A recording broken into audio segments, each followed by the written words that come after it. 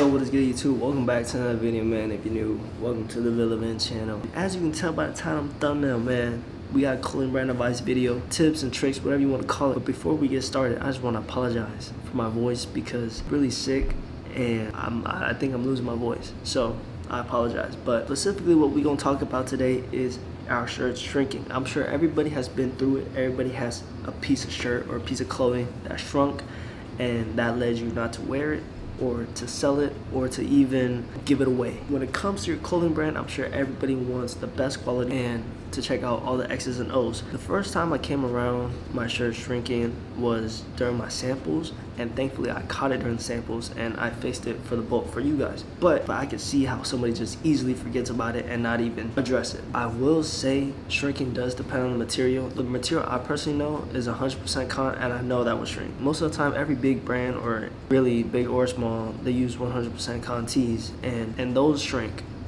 from like 5% to like 10% at most. My tees are 100% cotton. Other materials could also shrink, but I only know for sure 100% cotton, so do your own research.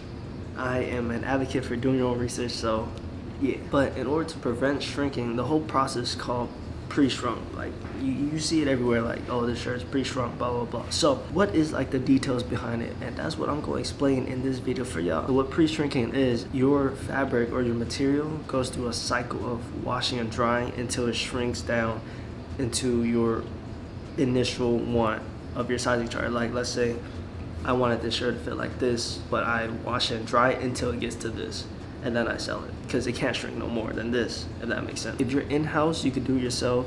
Just wash it, dry it repeatedly, and then it should be pre-shrunk.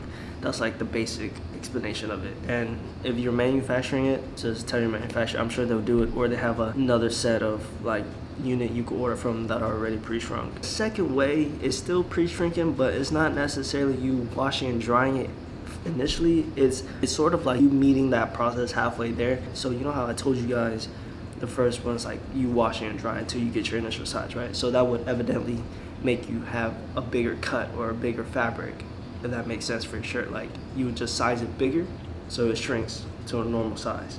So with that being said, the other way you could do it is you could just have your manufacturer or you yourself cut the material bigger than what it is and then just sell it. And then once your customers like wear it and wash it and dry it, it's just going to shrink itself. Either way, there probably won't be any change, but if there are changes to your shirts or your graphic tees, it's very minimal. So yeah, I just want to make this quick little video just to throw this out there and be like, hey bro, remember to do this just in case you forgot. Like for example, our tees, just to be safe, I had our tees cut 10% bigger than our original sizing chart. So there's that. I'm still gonna get 2 videos out this week. Like, subscribe, do whatever you gotta do, and I'm out.